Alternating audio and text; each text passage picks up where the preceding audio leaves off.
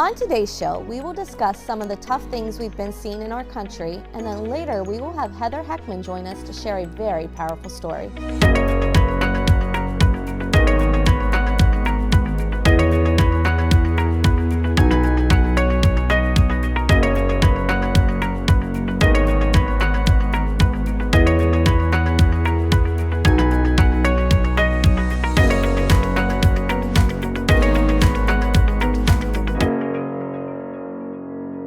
Recently, I went on my very first cruise and we loved everything about it.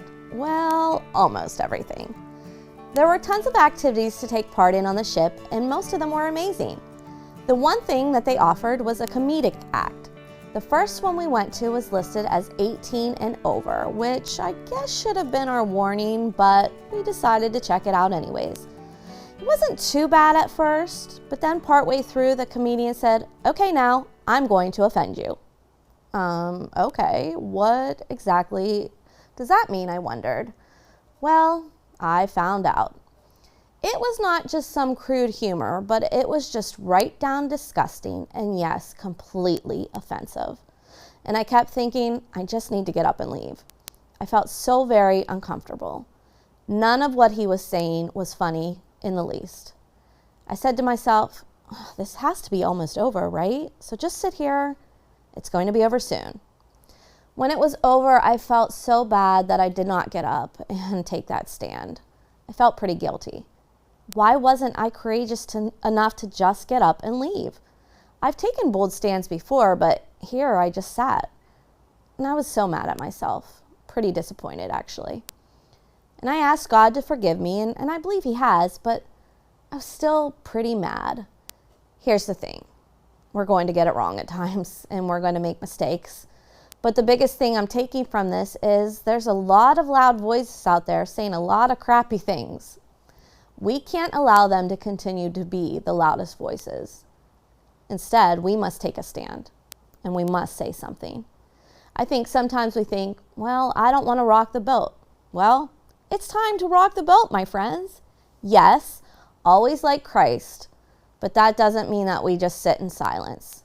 We need to get up, say something, take action, be the voice that people need to hear from. Speak truth, speak God's word, but speak it in love. Esther 4:14 says, "For if you remain completely silent at this time, relief and deliverance will arise from the Jews from another place, but you and your father's house will perish. Yet who knows whether you have come to the kingdom for such a time as this?" Don't let the world be those loud voices. Let's take our voice back today. And we are three ladies, all with big opinions, always backed by a biblical standpoint. So let's talk about it. This segment is brought to you by Harry's Construction, whose motto is, "If you can dream it, we can create it."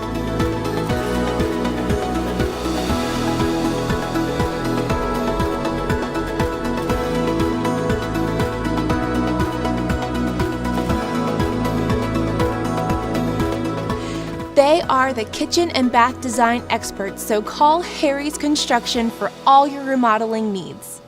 Welcome back to Let's Talk About It, and today we're going to dive into a difficult subject, but a real subject that's going on around us. Recently, we've had a lot of things happen in our country that have not been pleasant at all, and the thing is, it's not even that it just started because we've had it going on. I looked up some statistics real quick that I just want to share before we dive into things. When we're looking at school shootings, for example, do you know, well, I'm guessing you don't know, but we've had 53 school shootings this year already. Now, realize that can be elementary, high school, college. It can be one person shooting one person, so it doesn't have to be a mass shooting per se, but 53 school shootings, half of them being in the high school, lower levels, and half of them being in colleges. And then we've had 3 church shootings this year also. And then obviously the incident with Charlie Kirk that just happened. So we have a lot of troubling things going on in our country. And so my question to you guys today is, when we watch the news, when we see these things happen, how do you handle it? How do you handle it for yourself?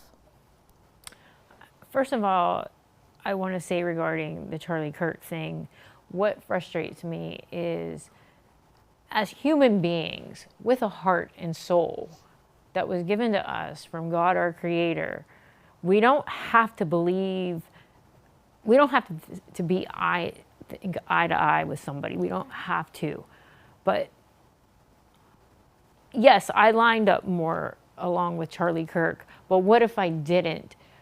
I still would mourn the human being. I would still mourn his humanity. He was a and father. I find it very frustrating, and I apologize, but it is a heated subject with me. Are we that cold as human beings that we cannot get past our political views and mourn someone's humanity? We can't mourn Charlie, the husband, Charlie, the son, Charlie, the father of two beautiful little kids. I do not care about his political views at this point. I love his gospel message. I love that he preached a strong gospel message. He was an evangelist, along with, and by his evangelism, he pushed a political agenda. But how in the world can we be so hateful and so disgusting that we rejoice in someone's death? Right. 31 years He old. was murdered in front of 3,000 people, and there is a whole group of people out there that are rejoicing over that, and that just disgusts me. Right. So how am I getting through that? I really don't know, other than I know that at the end of the book we win. That's how I get through that. Right. And I also get through that knowing that what is intended for evil, God intends for good, and I am seeing that. And what I saw a couple Sundays ago were politicians preaching the gospel of Jesus Christ, and I don't think I've ever seen that in my entire life, and I'm sure that people older than me can say the same. So things are happening, and they're happening in the right direction. They say churches are, the attendance is up. And I think it is a great time to be alive. It is a great time to be alive. I love God that. is doing it, and He is doing it, and people, the Penn State game. The Penn State game was last weekend was a great, and I probably shouldn't have said that because by the time it airs, because I just saw one of our cameramen do this junky thing in the background. Sorry guys, they annoy me. But the fact of it is at that game, at the Oregon game, great things happen. Yep. And they continue to happen every day. And it is a great time to be alive and to see what could potentially be one of the greatest revivals this country has ever seen. Right. So I think back I'm to the excited. I think back to the verse that you shared today on Esther, for such a time as this. And I think so that's where I have to anchor myself, because initially fear will hit me. That's just natural, I think. Like, I have 4 children, and like, is it just going to continually get worse? Right. This is really scary. Right. Right. And you want to send your kids to even to, concerts eventually, or, games. But the reality is the fear hits me first. Right. Like, well, what if there's a massive shooter, and so I have to anchor myself back in Christ, and just like, am I willing to die for Him? And that's where I've been actually like trying, to just solidify myself. Like, if a gun was held to my head, would I proclaim Jesus as my Lord and Savior? And really, really, really processing that. Like, we say those things, like, Right. But would we truly die for what we believe? Yeah.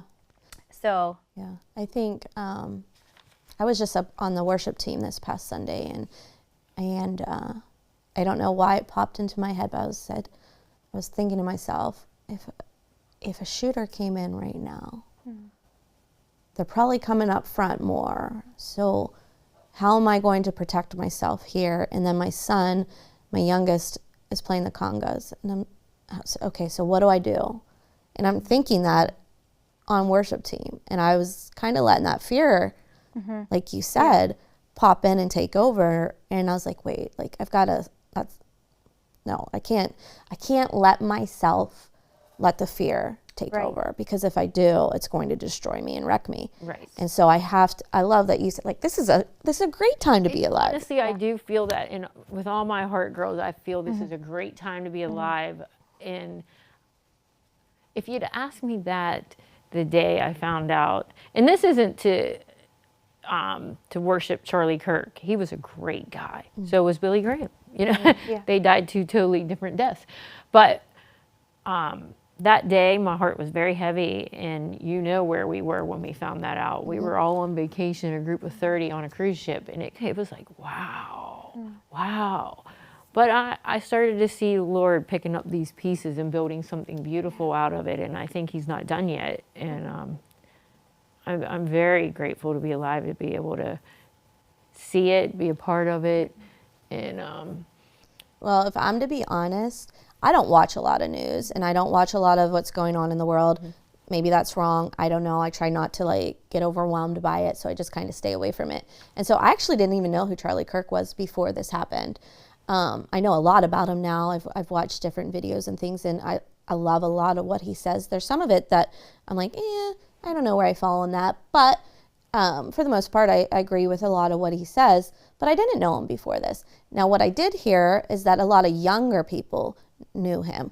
My son knew him and was like, wow, really? And so that younger generation was connecting with him and really picking up on who he was. And so that meant something to me, that because the younger generation isn't just willing to just pick up on anything, They want real, they want someone who's authentic. And so to me, that meant a lot to me about Charlie Kirk. And I followed his life a little bit now afterwards. And I will say the one thing that has a little bit bothered me is we're putting him at such a high pedestal sometimes. I think people are worshiping him almost, and we got to be careful because he wasn't God. And they're not only just doing that, but they're also using this whole situation to promote. I saw a Facebook post that somebody put in there, and they attached his name to it, and they're promoting their agendas. Right. Yeah. Let's not do that. Right. He was a human being. Right. Yeah. He was a father. Yes. He was a son. He was a husband. Let's just Honor get him to for that. Yeah, honor him Yes. for that. Like you said, people who want to tear him down and just spew hatred, oh my gosh, how can you do that? He was a human being. Let's just leave. He's a human being that God created. For one thing, what do we do? We do not sow hate. We do not sow hate. I don't care who it is. You don't rejoice in that stuff. And if you do, you need a serious checkup. Yeah. You need a heart checkup. need a heart check. Honestly, Yeah. Which kind of pulls me into the next part. Why do we see so much of this today? And I was trying to look, why do we see so much more today than we might have seen 20, 30 years ago? And, some of the bullying, the hatred, the abuse that's happening, these are the things that are eating people's mental capacity, and then they're doing things that just are sickening. Yeah. And I'm not giving them an excuse, for sure. But at some point, we need to be the people who are building into people, loving on people, encouraging people, helping them through things that they went through as a child, as a teenager. We need to be, as Christians, those people, so that we have less people growing up with us. And it does say that in the end times that they will say that evil is good and good is evil, and that's exactly what they're doing. And then we just all have a voice these days. We all have a voice. We all have a platform, and it just breeds and breeds and breeds and breeds. But let's be a kind voice. Let's be Yes. a voice that helps. And two last quick things. We saw it in the Bible times. We saw evil. We see evil today. That has not changed. But God says in Matthew 11:28-30, "Come to me, all you who are weary and burdened, and I will give you rest. Take my yoke upon you and learn from me, for I am gentle and humble in heart, and you will find rest for your souls. For my yoke is easy and my burden is light. Let's remember that, and when we come back, we will have our guest for the day. Since 1929, my family has helped keep your family at home. Ask for Dick's Home Care. I don't allow my disability to stop me from living the life I choose. Dick's Home Care has provided me with everything I need to be mobile. Don't let mobility challenges hold you back. Call today to learn how Dick's Home Care can empower you to live life on your own terms. Call the leader in home health care equipment, Dick's Home Care. Welcome back to Let's Talk About It. And today we have a guest on the show that I know really nothing about, but I am so excited to hear your story. But before we go into that, can I just get your name? My name is Heather Heckman, and I am 34. I'm from Shoemakersville, Pennsylvania. Okay. And I'm currently living in the Made for More house in Martinsburg, PA. Right. So the Made for More house is a new building to host women who are going through some tough things, right? Yes. And we had Carrie Garrettson on here for a talk before she had even started this house, and we'll probably have to have her on to talk about the house. But we brought one of the people that are staying there. So tell us a little bit about, before you got into the home, what brought you there? What were things that are going on in your life that were tough? I actually was in a recovery house in Altoona. I just recently had gotten out of a rehab, and it was very overwhelming. They expect so much out of you at like a normal recovery house, and I knew my whole heart was desiring to chase after God, and I just didn't know how to do that. And I was volunteering for a lady named Marianne in Altoona. And the one day she asked me to take donations to a house that was opening, and that's how I met Carrie. And she invited me to her house, so it was like So perfect beautiful. fit. Yeah. I love how God works like that. Yeah. What are some of the struggles that you went through and things that brought you to the first house that you went to? I have struggled with addiction since I'm 13 years old. Okay. So I've been in and out of jail. And I was at Coforge Rehab. So that's how I ended up in the recovery house. Would you say that there were things that brought on the addiction? Like what were some things, or do you think it was just a choice you made? Because I don't know, because I didn't grow up in addiction. I sometimes don't always understand like what the cause is or how it's brought on, or. It started when I was 13, so I think it was more or less like I didn't feel like I fit in school. I had a really hard time learning in school, and it gave me an outlet. It gave me something to escape to. Right. And then that's really all I knew. Bad crowd of kids that you hang out with then, and those are your friends. Can I just tell you, you're with the right person, because your story and Carrie's story already are very parallel. Yeah. They're a lot of like, do you realize that? Yes. I'm sure you've heard hers. You guys have the same story. Yes, we do. Yes. So you're with the right person. And God always opens that door when you have a heart that's willing. You know, you mentioned something where you knew you wanted to know God more. What was that in you? Like, what brought that about? It's a little bit of a story. So when I was in the middle of my addiction, I was using fentanyl and meth, and I was in a very abusive relationship, and I got pregnant. Okay. Which led me to going to Genesis and meeting this lady named Wendy. Okay. And she gave me a free ultrasound, and she showed me the love of God. That's where it all started. I would be fighting, with the guy I was with, and she would tell me to come sit in her office with her, and she would just tell me about her abuse and what she's been through and how Jesus rescued her from it. A little bit down the road, I was going to lose my apartment, and I asked her what to do. She sent out an email to her church asking, if they could house a pregnant girl on fentanyl and is going to be homeless.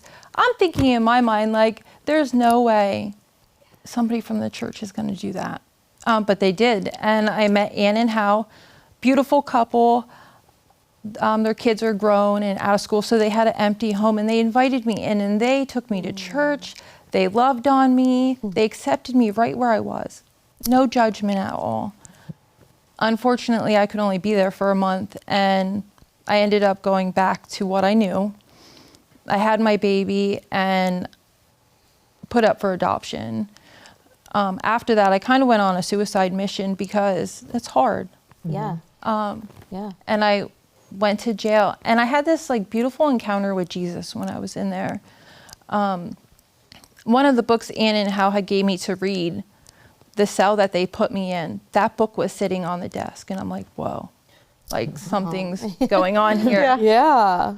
So I was in there for 7 days, and I just read that book because I was detoxing from it, and it was horrible. So I kept my mind occupied, and he met me in there, and he showed me my life and all the pain that I've been through, and he showed me that he was there with me the whole time. And it was like, he asked me, do you want to be healed? And I was like, yes. He's like, Heather, do you want to live the life that I have for you? I said yes, and my door popped open. Unfortunately, it was the toxic ex-boyfriend that I was with. His dad was bailing me out. So I kind of felt like Jesus in that moment, like, okay, I had an encounter, now I'm going out in the wilderness to be tested, back into that toxic environment. The drugs were right in front of me. And I remember saying to Jesus, like, I want the life that you have for me, but this is hard. Like, this is really hard. I can't do this on my own. And like that, it was like this peace I've never experienced in my life. The desire to use lifted. I never used after that. Wow. Unfortunately, I had to go back to jail to finish that time out.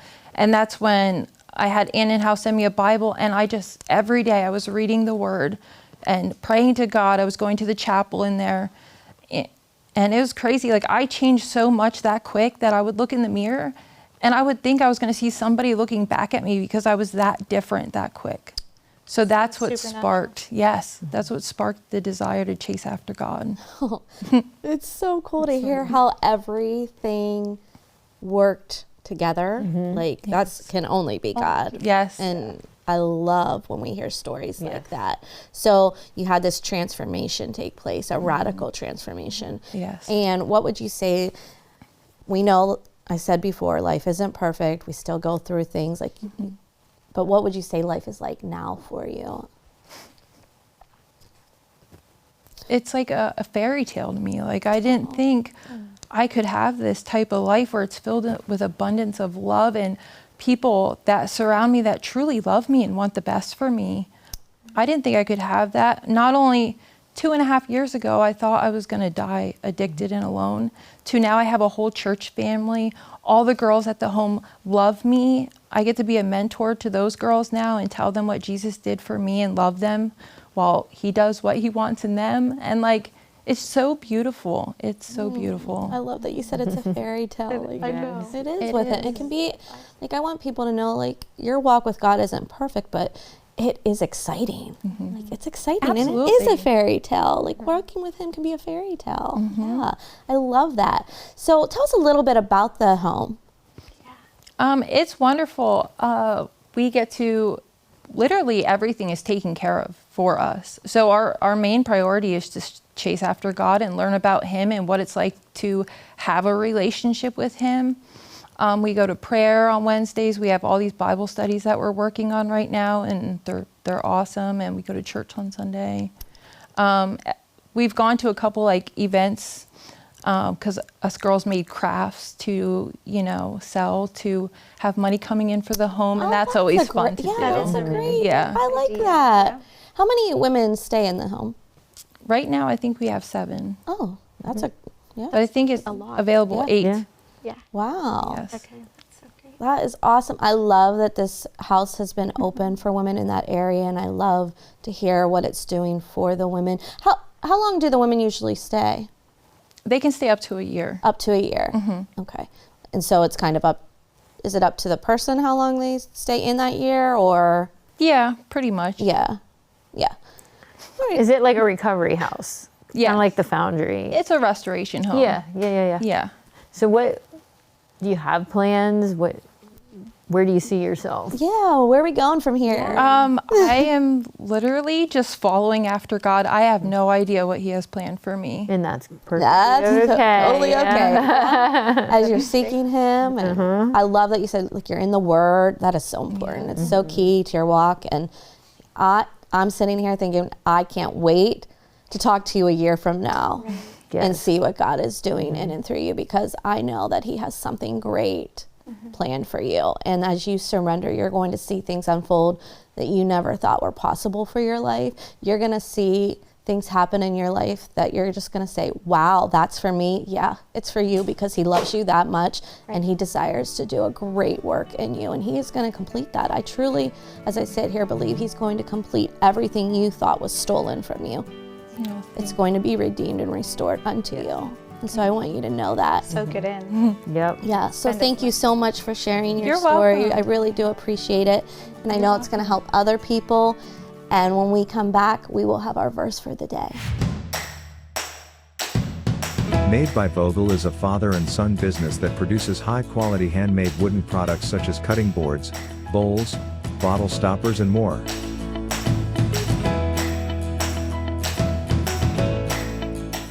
Products for sale can be found on their Etsy site or in downtown Altoona at the Clay Cup. You can't go wrong buying from Made by Vogel.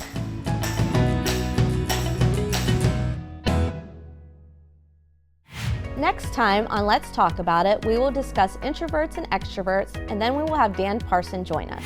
So I ended up working for my dad as a mechanic for 15 years, which was a blessing. Who gets to work with their dad that long, you know? So that was really cool.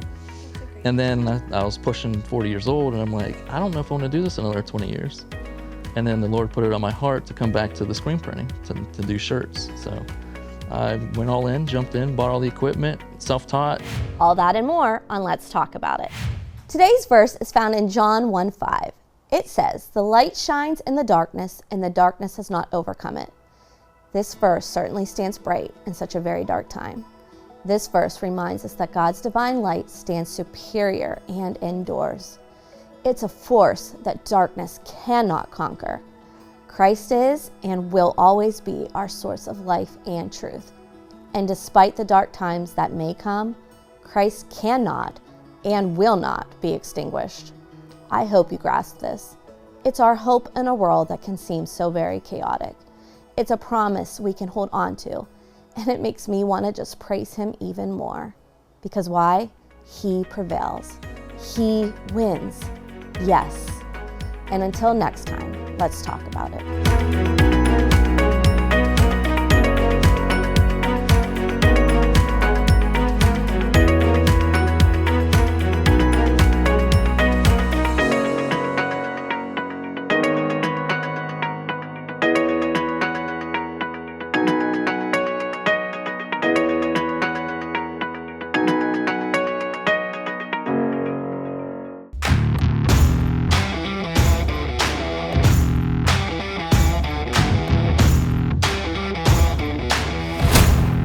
Impact Productions, a multi-layer technology company providing on-site, online, and in-studio video services.